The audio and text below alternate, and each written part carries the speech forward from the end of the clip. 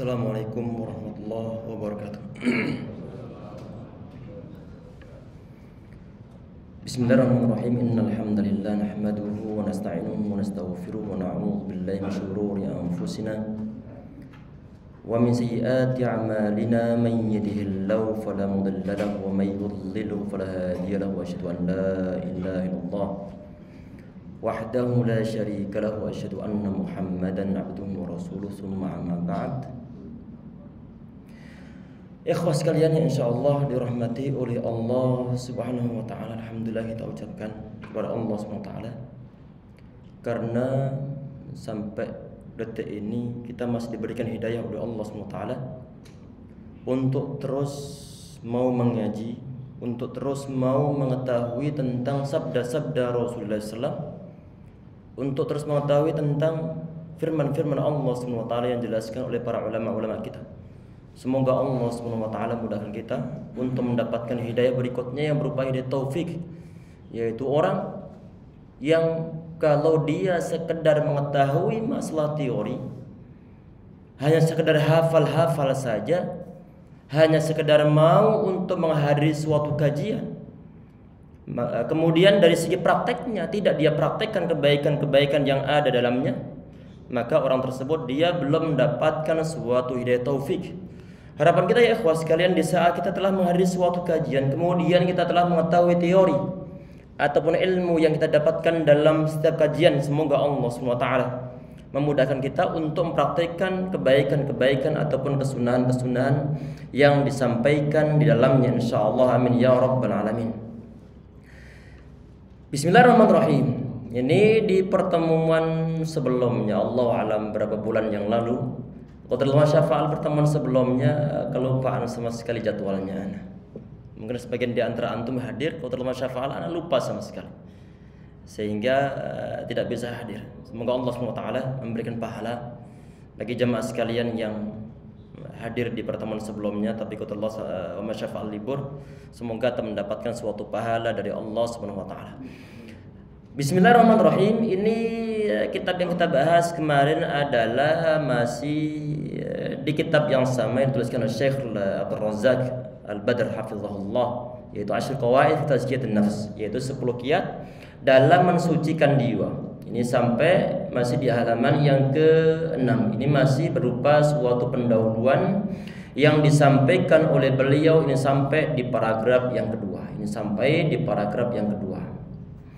Bismillahirrahmanirrahim. Qala musannif rahimahullah wa nafa'ana bihi wa bi'ulumihi wa bi'ulumi sair salihin fid dharain amin. Wa qawluhu azza wa jalla wa qad khaba man dassah. Dan sungguh merugilah orang yang mengotorinya. Mengotori apa? Mengotori jiwanya, mengotori hatinya. Di ayat sebelumnya qad aflaha man zakkaha. Telah beruntung orang yang membersihkan atau mensucikan jiwa-jiwanya.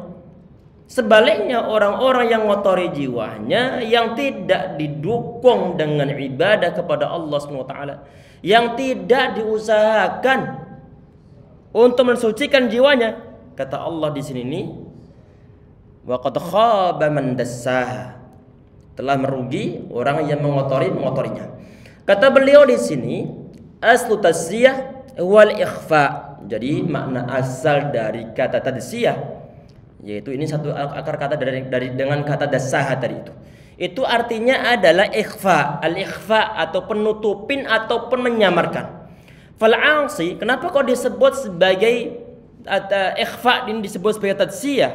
Karena kata beliau di sini nih, fal 'asi qad akhfa nafsaul karimata bi fi'lil atham. Karena orang yang telah ataupun yang sedang berbuat maksiat, dia itu telah menutupi ataupun menyamarkan jiwanya ataupun mungkin hatinya yang mulia dengan melakukan berbagai macam dosa. Umat manusia kan tercipta dia dalam keadaan fitrah, dalam keadaan suci jiwanya. Termasuk masalah tauhidnya dia juga suci. Nanti yang ngotorin itu apa? Yang ngotorin adalah perbuatan-perbuatan dosa yang dia laksanakan selama ini. Sejak dia balik ataupun sejak dia mulai latihan ataupun sebelum balik, dia sudah latihan. Dari segi apa? Dia latihan dari lingkungan yang ada di sekitarnya. Kadang-kadang nyolong itu dimulai dari sebelum dia balik. Kadang-kadang mencaci maki orang yang lebih dewasa dimulai dari sebelum dia balik.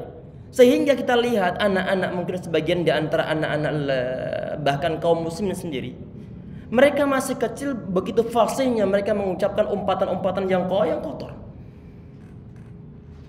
Nama-nama binatang dia sebutkan semuanya, walaupun toh diplesetin. Afwan dari kata anjing menjadi anjir. Termasuk ungkapan-ungkapan yang kotor yang telah terbiasa sebelumnya diucapkan oleh sebagian di antara generasi kita. Bahkan mungkin oleh orang tua sendiri. Yang membuat jiwa kotor dari berupa apa? Ya berupa semacam ini. Yang sebelumnya dia bersih, kemudian dikotori dengan ucapan-ucapan yang kotor, dikotori dengan perbuatan-perbuatan maksiat, dikotori dengan pikiran-pikiran yang gak benar. Sehingga yang sebelumnya bersih, kemudian lama-kelamaan menjadi butek, tahu butek? Menjadi keruh. Air yang sebelumnya jernih, lama-kelamaan banyak kuman yang masuk ke dalamnya. Kotoran lumpur masuk ke dalamnya. Kotoran manusia masuk ke dalamnya. Limbah pabrik masuk ke dalamnya. Sehingga yang sebelumnya airnya begitu jernih, lama-kelamaan menjadi keruh. Sehingga lama-kelamaan lagi sebagaimana got yang lewat depan rumah kita. Cermin pun sama semacam itu.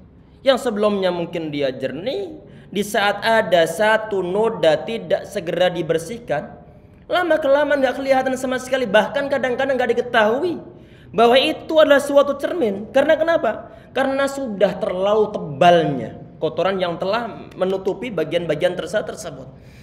Ini ibaratnya di sini disampaikan oleh beliau, fal'asiqat akhfa nafsahul karimata bi fi'lil adzam. Jadi orang yang berbuat maksiat, dia itu telah menyamarkan atau menutupi jiwanya yang mulia dengan perbuatan-perbuatan maksiat. Wa dhamaraha birradha'ili wal khasa'isa, serta menguburnya dengan berbagai hal yang rendah ataupun jelas suatu yang hina. Wa qama'ahu ahlaka bi fi'lil 'uyub, serta menghancurkan dan merusakkannya dengan melakukan berbagai hal yang tercela. Hatta sarat nafsan dani'atan wadi'atan munhattatan, sehingga jiwanya pun menjadi jiwa yang rendah dan juga hina. Kalau orang sudah mulai latihan berbuat suatu kemaksiatan, sudah mulai terbiasa mengumpat, sudah mulai terbiasa untuk nyeleding orang lain dari belakang, ngakal-ngakalin biar nanti temannya tidak mendapatkan suatu promosi di perusahaannya, padahal dia yang lebih berhak aslinya. Karena kenapa? Mungkin kemampuannya, mungkin skillnya, mungkin kepintarannya melebihi dari kita sendiri. Kemudian dia sliding dari belakang sehingga tidak jadi dinaikkan pangkatnya. Wastahaqqa bidzalika al-khaybata wal khusran wal iyadzu billah, sehingga dengan hal itu jiwa tersebut berhak untuk mendapatkan suatu kesengsaraan dan juga suatu kerugian. Na'udzubillah. Tentunya ini ya ikhwah sekalian, ini kan menyangkut masalah hati umat manusia nih. Ini menyangkut masalah hati umat manusia. Nanti yang menentukan seorang itu dia bagus ataupun perbuatannya bagus adalah semua dikendalikan dari motornya. Semua dikendalikan dari pusat yang berada di dalam hati ataupun jantung. Sehingga Nabi Muhammad beliau mengatakan dalam suatu hadis yang sahih dalam riwayat Muslim, ala wa inna fil jasadi mudghatan. Ingatlah bahwa di tubuh umat manusia itu ada suatu daging ataupun segumpal daging. Idza salahat salahal jasadu kullu. Kalau nanti dagingnya ini bagus, mutunya bagus, maka nanti semua tubuh ataupun semua fisiknya, organ-organ fisiknya pun nanti akan baik. Wa idza fasadal jasadu kullu. Kalau nanti dia rusak, maka nanti semua pun akan rusak. Ala wahyal qalbu, kata Nabi Muhammad sallallahu alaihi wasallam. Kama qala alaihi wasallam. Ingatlah bahwa itu adalah al-qalbu ataupun hati. Di suatu hadis yang lain ya ikhwah sekalian, Nabi Muhammad beliau mengatakan, innal mu'mina idza aznaba dzamban, sungguhnya seorang mukmin di saat dia itu berbuat suatu dosa. Berbuat suatu dosa. Kanat nuqtatun sauda, maka nanti akan ada nuqtatun sauda. Akan ada titik berwarna hitam fi qalbi, di dalam hatinya. Satu dosa akan ada satu nuktah ataupun titik hitam. Dua dosa, dua perbuatan maksiat ataupun walaupun toh satu ghibahan yang disebutkan oleh seorang, akan ada nuqtatun sauda, akan ada titik berwarna hitam. Fa in taba wa naza'a wastaghfara saqala minha. Kalau nanti dia bertaubat kepada Allah Subhanahu wa taala, membaca istighfar kepada Allah Subhanahu wa taala, maka tadi itu hati yang sebelumnya telah ada satu ataupun dua titik, maka nanti dia menjadi cerah kembali ataupun jernih kembali. Wa in zadat hatta yughallafa biha qalbuhu. Di saat nanti dosanya dia bertambah ataupun mungkin titik-titik berwarna hitam itu bertambah, maka nanti semua juga akan menghitam. Semakin banyak maksiat, semakin menghitam hatinya. Fadzalika ran alladzi dzakarallahu ta'ala fi kitabihi kalla bal rana. Kama qala alaihi salatu wasallam. Kalla bal rana ala qulubihim. Inilah yang disabdakan Nabi Muhammad SAW ataupun yang disampaikan Allah Subhanahu wa taala, kalla bal rana ala qulubihim. Sekali-kali tidak, bahkan apa yang mereka lakukan tersebut akan menutupi hatinya. Jadi sehingga sebelumnya hati itu dia jernih karena ataupun lantaran dosanya kian lama kian banyak, maka sudah tidak ada sensitivitas lagi dalam hatinya. Kalau sudah tidak ada sensitivitas lagi dalam hatinya, maka semua tertutup-tutupi. Sehingga di saat ada orang ke masjid dia nggak senang. Di saat azan dikumandangkan dia nggak senang. Saat ada orang menasihatinya dia juga tidak senang. Di saat ada orang berinfak dia juga tidak senang. Di saat ada orang berjilbab yang perempuan nggak senang juga dia, apalagi sampai bercadar. Di saat ada orang laki-laki dia berjenggot dia juga nggak senang. Di saat laki-laki dia ada sebagian di antara yang mungkin celana nyatung, dia juga nggak senang. Mungkin di antara sebabnya hati itu telah dipenuhi dengan karat. Dalam keadaan begini maka nanti perlu untuk perjuangan yang ekstra biar nanti Allah Subhanahu wa taala menghilangkan noda-noda yang ada dalam hati kita semuanya. Kemudian di poin berikutnya di sini. Fan nufusus syarifatu, ini paragraf terakhir dari halaman 6. Fan nufusus syarifatu la tarda minal asya'i illa bi'alaha. Jadi jiwa yang mulia itu dia tidak akan ridho terhadap sesuatu kecuali yang luhur-luhur saja, yang mulia-mulia saja. Wa afdaliyah, dan yang paling utama, wa ahmadiha aqibatan, dan yang paling terpuji akibatnya ataupun hasil terakhirnya. Tentunya ikhwah sekalian, suatu perbuatan yang dilaksanakan oleh umat manusia itu adalah karena memang kecenderungan hati umat manusia ini untuk melaksanakan sesuatu. Biasanya memang begitu. Kata Allah Subhanahu wa taala, qul ya'malu ala syakilati. Tiap-tiap orang berbuat menurut keadaannya ataupun kecenderungan mereka masing-masing. Yang dicintai itu apa, maka itu nanti yang dia laksanakan. Orang yang datang ke masjid memang hatinya senang ke masjid. Orang-orang yang suka mabuk-mabukan memang hatinya ke arah sana. Ada sebagian di antara umat manusia ya ikhwah, dia itu merasa nikmat di saat bisa membantu orang lain. Dia rajin bantu orang lain. Ada celah untuk membantu orang lain, maka dia berusaha untuk membantunya. Karena kenapa? Karena ini nufus ataupun nafas yang dimiliki oleh orang ini adalah an-nufusus syarifah, adalah jiwa-jiwa yang mulia. Sehingga dia itu merasa nikmat, merasa senang di saat bisa membantu orang lain. Sebagian di antara orang bukan malah membantu, tapi justru menyengsarakan.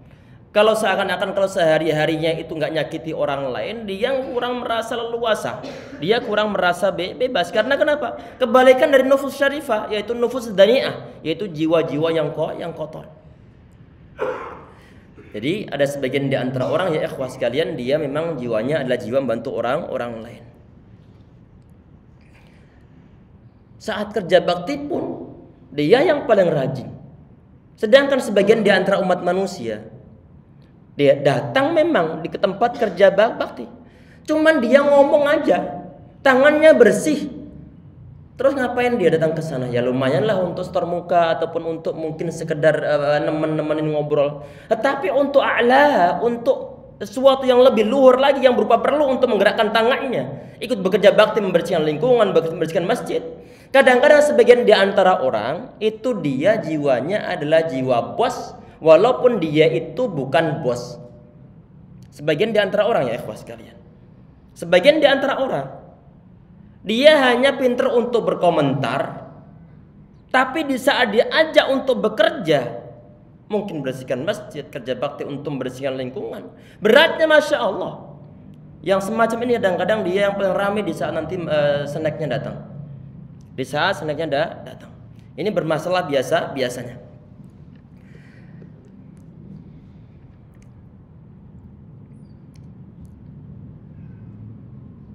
Tadi ini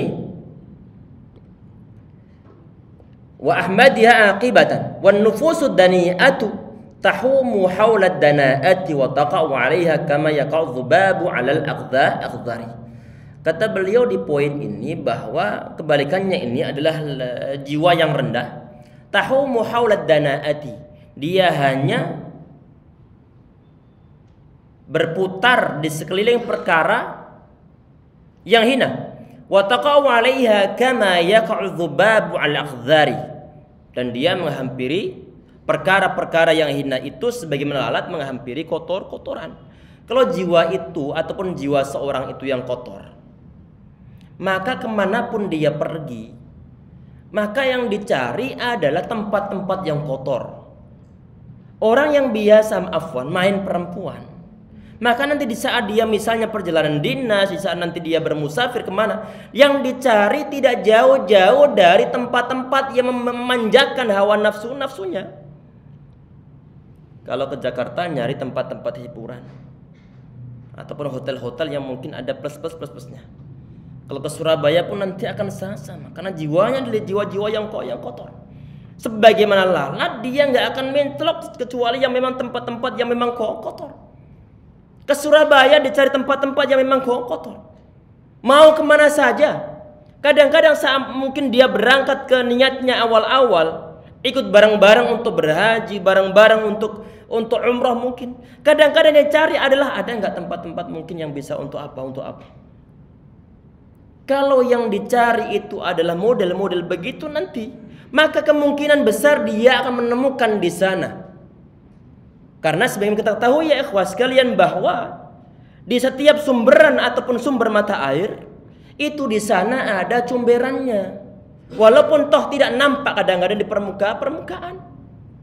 Orang-orang yang mungkin jiwanya jiwa yang kotor, walaupun dia berada di tempat yang suci, jiwanya belum bersih. Sehingga nanti yang dilaksanakan di sana adalah hal yang kotor. Sehingga apa? Mungkin dia melihat saat dia tawaf, sempat-sempatnya dia lirik kanan kiri. Untuk apa? Ngelihat barangkali ada wanita-wanita yang bening, kemudian dia lirik ataupun yang lain sebagainya.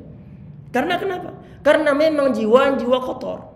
Jiwa yang kotor. Semoga kita dilindungi oleh Allah SWT dari perbuatan-perbuatan yang kotor, insyaallah amin ya rabbal alamin. Jadi orang-orang semacam ini ya ikhwah sekalian, ataupun sebagian di antara orang yang mendapatkan suatu fitnah ataupun godaan dalam hatinya, termasuk pemikiran-pemikiran dia, termasuk mungkin sebagian di antara umat manusia yang ada kecenderungan penyimpangan seksualnya tentang LGBT ataupun yang lainnya, maka nanti yang dia harapkan adalah memang tempat-tempat yang memang menyediakan hal-hal tersebut. Sehingga di saat misalnya ada suatu perhelatan kemudian dia di sana dilarang ada LGBT, akan heboh mereka. Karena kenapa? Jiwa-jiwanya adalah jiwa-jiwa yang kotor. Sehingga yang dia berusaha untuk dapatkan adalah memang hal-hal yang semacam itu. Sampai-sampai misalnya ada orang yang kotor jiwanya, dia berusaha untuk mencari kontrakan ataupun ya kos-kosan Yang dia cari ada nggak kontrakan yang model-modelnya Las Vegas ataupun LF. Ini singkatannya sudah mulai ada di tahun 2013-an, 2013-13an. Ini model kontrak-kontrak atau kos-kos yang bagaimana ini? Yang bebas untuk membawa pasangan di sana. Yang 24 jam nggak ada larangan sama sekali. Yang mencari-cari model semacam itu, ini informasi dari mana? Informasi dari orang-orang yang punya kontrakan. Yang mencari model-model begitu dari orang ataupun dari klien-klien mencari apa kontrak-kontrak model begitu sangat banyak, sangat banyak. Orang-orang yang mencari yang model-model begitu nggak mungkin dia adalah orang yang beriman, yang imannya yang bagus. Pasti ada error dalam hatinya ini. An-nufusud dani'ah tadi ini. Karena kenapa? Karena yang dia cari pasti yang kotor-kotor sesuai dengan otak, sesuai dengan hatinya. Kalau orang suka ke masjid, maka nanti ataupun mungkin orang-orang yang soleh, maka nanti di saat dia baru mikir berangkat ke Surabaya. Nanti akan dia pikirkan nanti kalau sholat zuhur kita di mana ya? Akan dia pikirkan begitu. Karena kenapa? Karena mikirnya bukan mikir makalah kotor hatinya, tetapi adalah masalah mencari suatu keselamatan nanti untuk di akhiratnya. Sehingga dibuat jadwal jam sekian sampai suatu daerah. Nanti kita transit di sana kemudian sholat. Ataupun kalau nanti misalnya kita mau jamak takdim atau jamak takhir, telah difikirkan terlebih dahulu. Jadi bukan biar mengalir begitu saja tanpa ada suatu penjadwalan. Karena semua akan ditanggung jawab oleh Allah Subhanahu wa taala. Pertanyaannya, jiwa kita itu termasuk jiwa yang mana ini? Semoga kehadiran kita saat ini di masjid yang kita cintai ini adalah merupakan suatu usaha dari kita untuk mensucikan ataupun membersihkan jiwa kita. Kita masih berproses. Di saat kita masih berproses selama kita hidup, maka masih dimungkinkan nanti kadang-kadang kita berjalan dengan model tersiok-siok. Artinya bagaimana? Kadang lurus, kadang-kadang nanti imannya bisa itu turun sehingga menjadi futur sama sekali. Kita lanjutkan.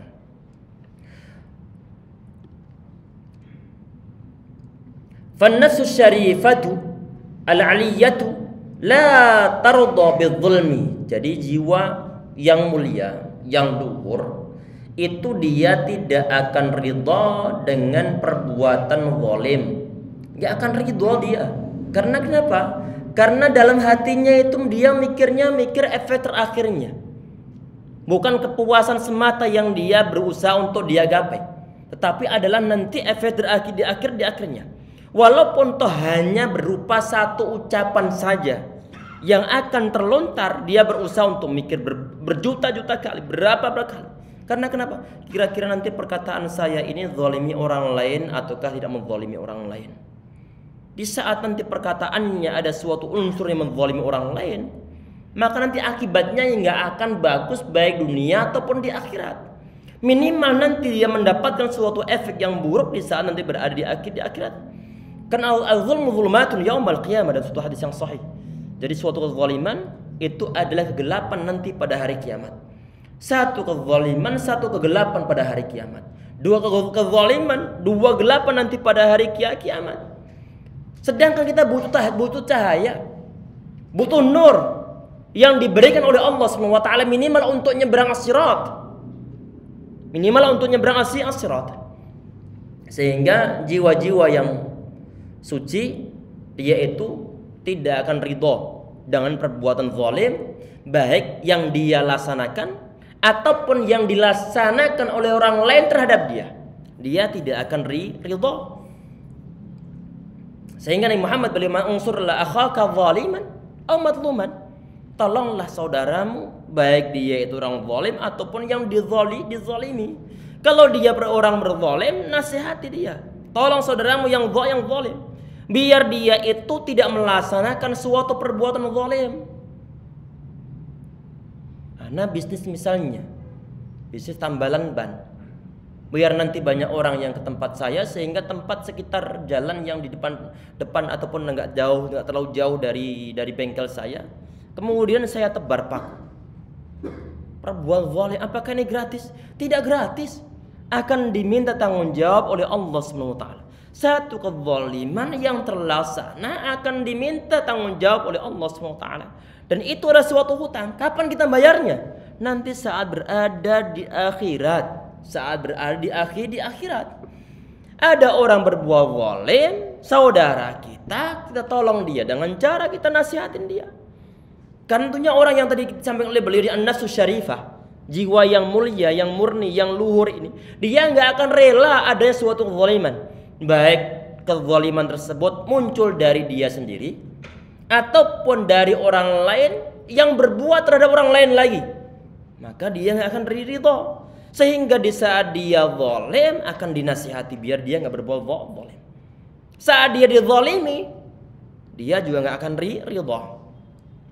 Sehingga di sini ya ikhwah sekalian, berapa di antara kita kezaliman yang terjadi dalam keluarga. Baik seorang suami yang menzalimi istrinya, istri yang mungkin menzalimi suaminya, anak yang menzalimi orang tuanya, anak yang durhaka terhadap orang tuanya, ataupun sebaliknya. Berapa saja.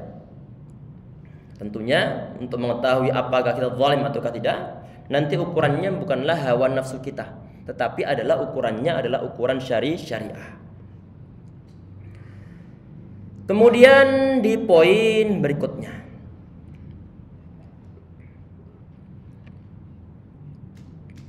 wan nafsul mahinatu. Ini sebentar. Tadi ini wala bil fawahish, wala bis sariqah, wal khiyanah. Jadi jiwa yang suci itu dia nggak mungkin berkhianat, nggak mungkin dia berkhianat. Di saat nanti ada suatu perjanjian, di saat nanti ada suatu ikatan, dia tidak akan berkhianat. Tidak akan mengkhianati bosnya, padahal bosnya dia baik.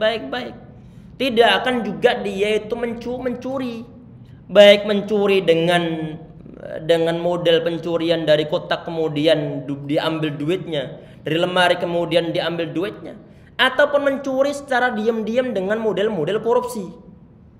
Jiwa-jiwa mulia nggak mungkin dia korupsi, nggak mungkin dia korupsi. Tapi korupsi ini kadang-kadang bukan hanya dilaksanakan oleh orang-orang yang awam, orang-orang yang buta agama.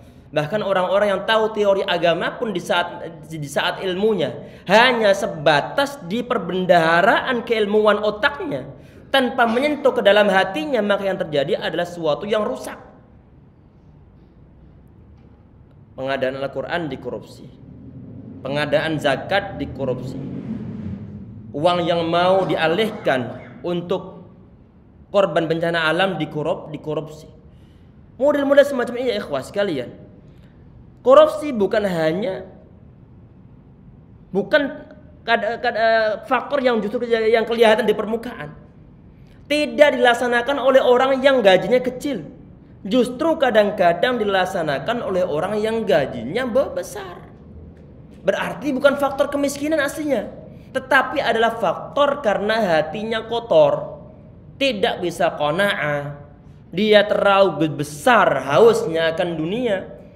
Dia ikuti anjuran hawa nafsunya, anjuran setan dalam tubuhnya, sehingga dengan berusaha sekuat tenaga bagaimana nanti caranya biar nanti uang yang dia dapatin itu banyak dan tidak ada yang keluar. Tidak peduli apakah nanti merugikan masyarakat ataukah apakah nanti merugikan perusahaan ataukah tidak. Yang model-model begini ini bukan jiwa-jiwa yang mulia.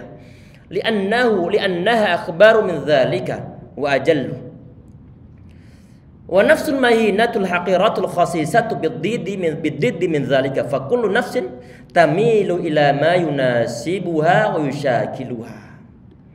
Jadi di dalam poin ini jiwa yang hina ataupun yang rendah biddiddi min dzalika, kebalikan dengan hal itu, kebalikan dengan jiwa-jiwa yang mulia. Fa kullu nafsin, jadi kesimpulan di sini ini setiap jiwa tamilu ila ma yunasibuha, akan cenderung pada suatu yunasibuha yang selaras, yushakiluha, dan juga sesuai dengannya. Jadi suatu perbuatan yang nampak dilaksanakan oleh umat manusia itu biasanya memang ada kecenderungan yang ada dalam hatinya. Perbuatan luar itu digerakkan oleh kecenderungan dalam hatinya. kecenderungan dalam hatinya. Orang yang setiap hari mudah-mudi, yang mungkin setiap hari dia mudah untuk boncengin cewek, untuk pacaran, memang dorongan hatinya semacam itu untuk diajak, mensucikan jiwanya sangat susah, untuk disuruh menghindari ajangan pacaran. Ini kadang-kadang bukan hanya masih muda-mudi, enggak. Tetapi kadang-kadang yang sudah janda ataupun yang sudah duda pun masih pacaran. Dikira masalah pacaran ini hanya terjadi masalah muda-mudi, enggak. Yang telah cerai misalnya ataupun telah ditinggal oleh pasangannya. Kemudian dalam prosesnya dia berusaha untuk mencari pencarian pasangan yang baru. Kadang-kadang dahului dan model-model yang pacaran semacam ini berdua-duaan, ngobrol-ngobrol bareng, dianggap hal yang biasa atau bahkan mungkin rangkulan. Ini yang naudzubillah. Tentunya ini nanti yang perbuatan semacam ini mengotori hati umat manusia sehingga dia semakin jauh dari Allah SWT. Minimal nanti azab yang akan dia terima adalah tidak akan merasakan nikmat ibadah kepada Allah SWT. Karena kenapa? Karena hawa nafsunya, karena gejolak syahwatnya tanpa ada suatu kendali sama sekali, sehingga yang dia pikirkan hal yang kotor saja. Walamma kanat tazkiyatun nafsi bihadhil ahammiyati wajib ala kulli muslimin nasihan nafsi ay yu'na biha inayatan fa'iqatan. Oleh karena itu karena pentingnya pensucian jiwa ini, maka setiap muslim yang an-nasih, yang berusaha untuk menasihati, memperbaiki diri sendiri, dia ini perlu untuk yu'na biha inayatan fa'iqah, perlu untuk perhatikan dengan sungguh-sungguh dalam segi apa? Dari segi mensucikan jiwa. Wa yujahidan nafsahu fi hayatihi, dan juga dia perlu untuk memperjuangkan atau mujahadun nafs fi hayati, dalam kehidupannya, ala tahqiqi hadhil ghayatil hamidah, untuk merealisasikan tujuan yang sangat terpuji ini. Liyufliha fid dunya wa ukhrahu, agar dia beruntung di dunia ataupun di akhirat. Wa yan'amus bisa'adati wa al-haqiqiyati, serta menikmati kebahagiaan yang hakiki. Pensucian jiwa yang seharusnya diperhatikan oleh seorang muslim, ini manfaatnya kembali ke dalam diri orang muslim itu sendiri, agar dia mendapatkan suatu kebahagiaan dunia ataupun kebahagiaan di akhirat. Dan inilah yang menjadi pokok perhatian generasi ulama-ulama salaf kita. Ada suatu hadisnya hadis yang sahih, innal imana la yakhlaqu fi jawfi ahadikum, sesungguhnya iman itu dia benar-benar akan usang di dalam hati kalian, kama yakhlaqu thawbul khaliqu, sebagaimana baju ini dan dia juga bisa usang. Baju itu ya ikhwas sekalian, ini sebelumnya baju yang antum pakai saat ini dalam menghadiri kajian ini, kemungkinan sebelumnya adalah baju andalan antum di saat ada acara-acara tertentu, bahkan mungkin digunakan untuk lebaran, bahkan mungkin disediakan untuk mungkin menghadiri suatu acara istimewa. Kadang-kadang semacam itu. Tahu-tahu kemudian sekarang udah lungset, warnanya sudah kabur, warna sudah ngeblur, sudah kadang-kadang nggak jelas bentuknya. Kok bisa begitu? Karena sering dipakai, sering bergesekan dengan yang lain, karena terkena terik matahari, karena mungkin kena air hujan, karena mungkin kena angin atau kena debu ataupun yang lain sebagainya. Sehingga yang awal-awal jernih, bagus, necis, lama-kelamaan nggak jelas. Ini hati pun sama semacam itu Nabi Muhammad SAW. Ini hadisnya hadis sahih. Ini hadisnya hadis sahih, disahihkan oleh Syekh Al-Albani rahimahullah, dan juga ulama-ulama yang lainnya, dan juga disahihkan oleh Imam Az-Zahabi rahimahullah dalam kitab Al-Mustadrak ini. Ini ya ikhwah sekalian, ini hati ini kenapa kok kadang-kadang kita futur, malas untuk apa? Untuk ngaji, malas untuk beribadah, karena terlalu banyak noda-nodanya. Kalau tidak segera kita bersihkan, Tidak ada mujahadatun nafs. Tadi di sini beliau tadi menyebutkan di sini. Ayujahida nafsahu fi hayatihi. Mujahadatun nafs di sepanjang hayatnya. Selama dia hidup, mujahadah itu perlu untuk terus dilaksanakan. Karena kenapa? Karena kadang-kadang amal soleh kita minim, sedangkan dosa, maksiat, kemungkaran terus numpuk terus. Sehingga ini kalau hati kita nggak dibersihkan, nggak disucikan, ataupun misalnya baju yang kita pakai ini untuk kerja bakti misalnya, kotor bukan main, kemudian nggak disegera untuk dibersihkan, kotoran akan tetap melekat di sana. Sampai kapan nanti bersihnya? Setelah kita bersih baru kemudian bersih. Hati ini pun sama nanti. Kalau nggak ada usaha sedikit pun dari kita, tidak ada masa-masakan diri untuk melawan suatu kemalasan, tidak ada masa-masakan diri misalnya seorang perempuan untuk masa-masakan diri menggunakan jilbab, menggunakan cadar di terik panas ataupun sumuk itu apa? Gerah. Maka bagaimana? Dia nggak akan jadi mempertahankan prinsipnya untuk menggunakan jilbab. Nggak akan. Di saat misalnya dia ke kantor, sebelumnya dia nggak pakai jilbab, masuk kantor kemudian pakai jilbab, karena mungkin sudah tergerakkan sedikit dalam hatinya, ada pencerahan masalah keimanan dalam hatinya. Kemudian ada yang nyinyirin, cie sudah alim nih ye. Kalau sampai dia mundur lagi, tidak menggunakan jilbabnya, berarti dia ini tidak ada usaha. Orang yang berusaha ya ikhwas, berusaha untuk bertahan dalam suatu keimanan, bertahan dalam menjalankan suatu syariah, bertahan dalam menjalankan suatu kesunahan.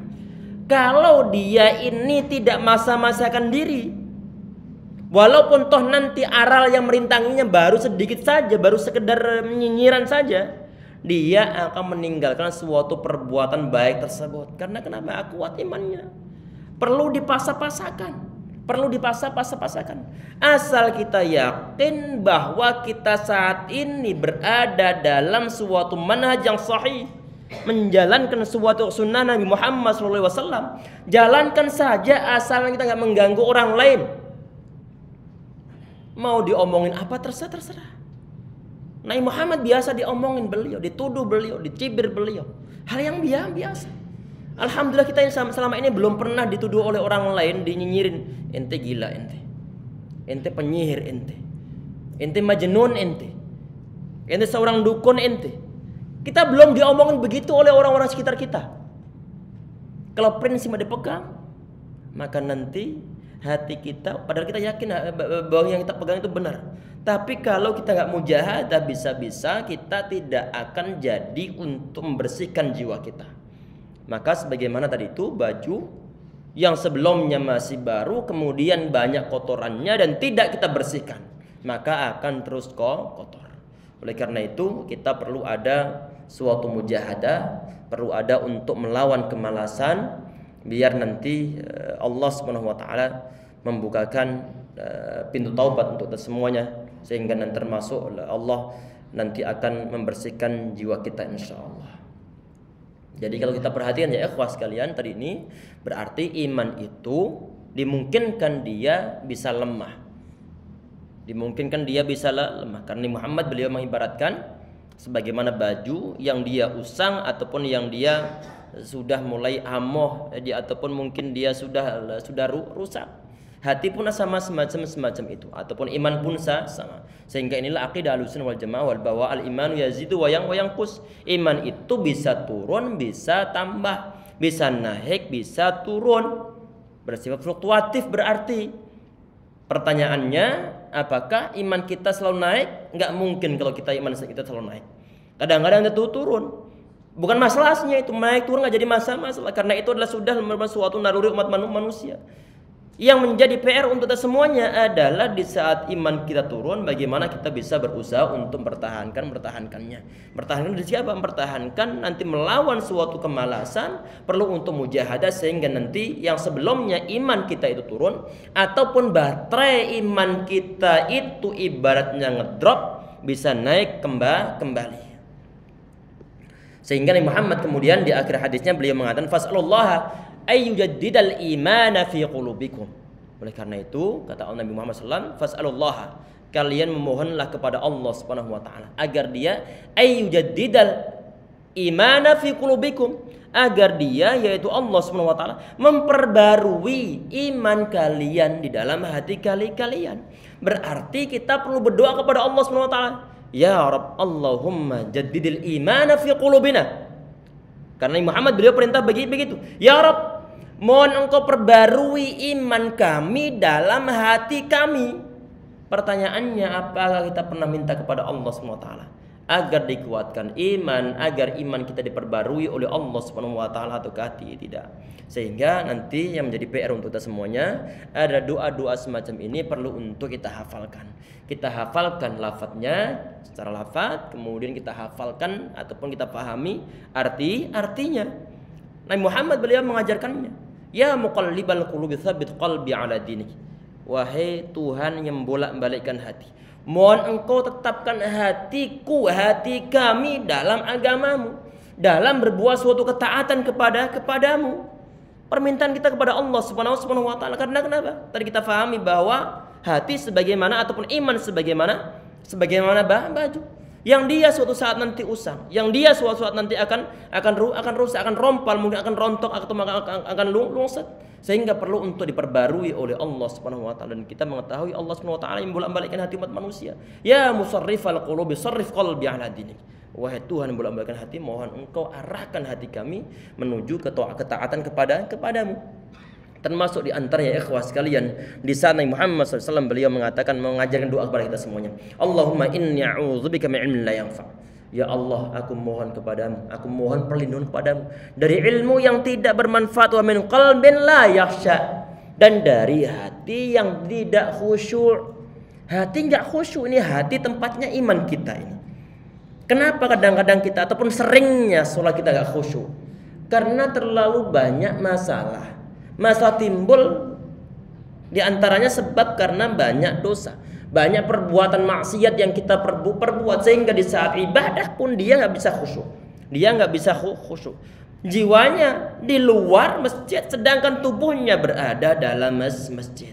Sehingga Nabi Muhammad beliau mengajarkan suatu doa, Allahumma inni a'udzubika min ilmin la yanfa wa min qalbin la yakhsha. Termasuk di antara doa yang diajarkan Nabi Muhammad SAW, Allahumma ati nafsi taqwaha. Ya Allah, berilah ketakwaan dalam jiwaku. Wasakkiha anta khairu man zakka, dan mohon engkau bersihkan jiwaku karena engkau adalah orang yang bisa ataupun zat ataupun Rabb yang bisa membersihkan jiwa. Mungkin sampai di situ insyaallah. Jadi nanti di pertemuan berikutnya, mungkin 2 bulan atau 3 bulan lagi, nanti kita bahas di halaman ke-7. Ini nanti masih pembahasan tentang masalah pembahasan tentang masalah muqaddimah dari kitab Ashrul Qawaid fi Tazkiyatun Nafs, yaitu 10 kiat dalam mensucikan jiwa. Semoga Allah Subhanahu wa taala memberikan kita hidayah insyaallah selama kita hidup, dan semoga Allah Subhanahu wa taala selalu membimbing kita semuanya untuk terus memohon kepada Allah Subhanahu wa taala agar memperbarui iman kita, agar terus memberikan hidayah kepada kita semuanya insyaallah ya rabbal alamin. Kita cukup sekian insyaallah untuk pertemuan ini dengan doa kafaratul majlis. Subhanakallahumma bihamdika asyhadu an la ilaha illa anta astaghfiruka wa atubu ilaik. Assalamualaikum warahmatullahi wabarakatuh.